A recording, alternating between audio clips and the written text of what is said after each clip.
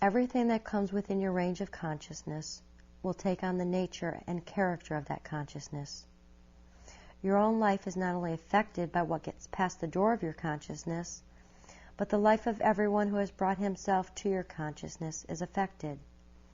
And that includes the members of your family and sometimes the members of your community and church. All these look to you for bread. They look to you for the truth of being. But oftentimes your mind is so occupied with concern over your own discords and inharmonies that they are turned away without the divine substance which they sought from you. God is the substance and activity of my home. God is the consciousness of every individual who enters my home, whether it is family or friends.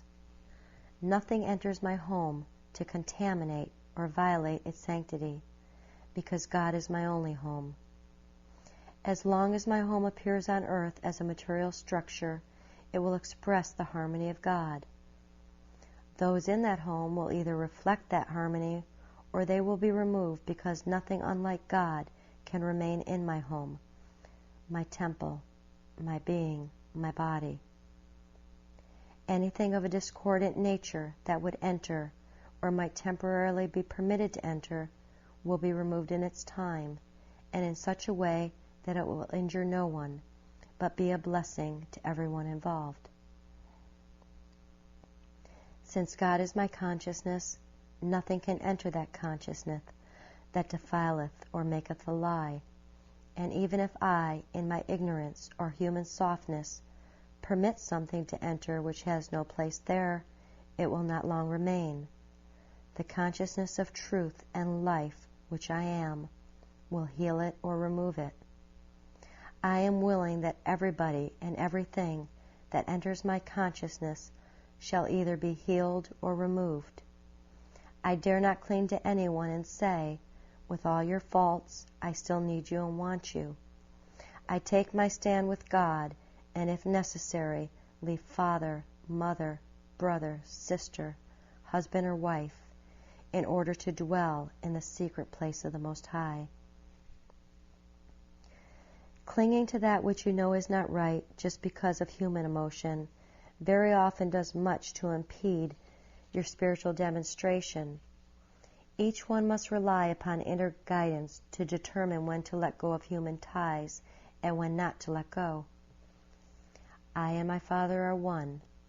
That is my relationship to God, and that is God's relationship to me. It has nothing to do with any person. It has nothing to do with relatives, friends, or associates. My good is in no way dependent upon them, nor is their good dependent upon me. My good is God's allness made manifest as my individual being. When this oneness is glimpsed, every relationship becomes one of friendship, joy, and cooperation. If our dependence is not on others, then no lack or loss would be suffered if our relationships with others were wiped away, because good is inherent in our relationship to God, and it does not lie within anyone's power to lose the relationship of joint heir with Christ in God. The human picture does not testify to that, because in order to benefit from the relationship of father and son, an activity of truth must take place in individual consciousness. There is a bond, a spiritual tie, which binds together all of the children of God. This is not a tie to human beings or mortals, and that is why those who persist in remaining on the human or mortal level ultimately drift out of the experience of the more spiritually illumined. Each one draws unto himself those with whom he is spiritually united, his spiritual brothers and sisters. But those who live and insist on living on the mortal or material plane sooner or later drift away from him, and sometimes the greatest heartaches come from trying to hold on to them. Spirit is forever in operation, drawing us unto our own, whatever that own is, whether in human relationships or in business. There is an invisible activity which draws us to our rightful employment, our rightful marriage, our rightful city or rightful nation. Day by day, the Father gives us the work of each day, and with that work always comes the recompense and reward. When you reach the stage in your experience where your life is a devotion to whatever of a constructive nature you are doing at the moment, and you recognize that your livelihood is coincidental to that work, when you can find something in your work that is in the nature of a service to be performed, never again will your business be a burden, and never again will it be a failure. Living from day to day with the one objective of making money or making a living may result in success, but on the other hand, it may just as possibly result in failure. The ultimate outcome is not foreordained.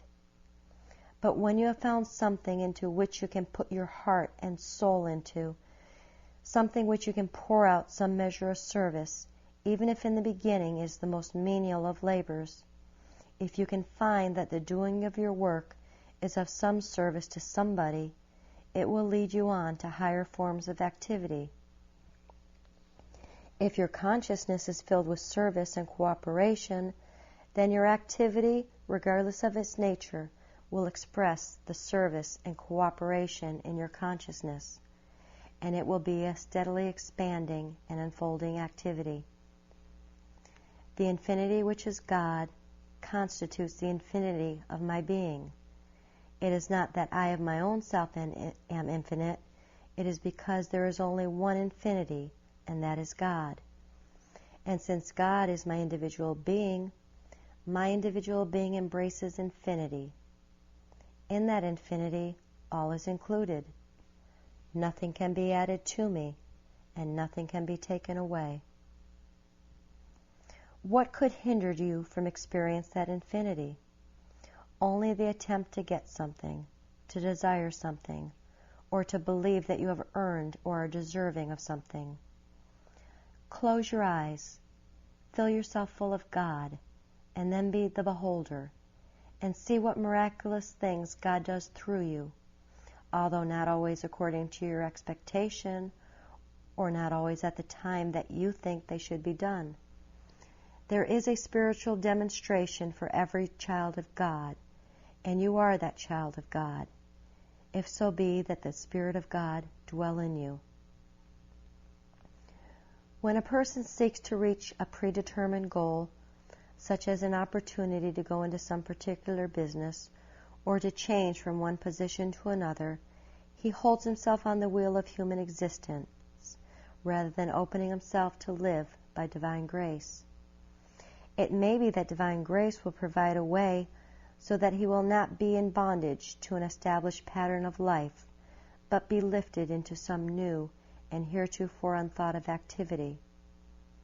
To desire anything or any person is to remain on the wheel of human existence.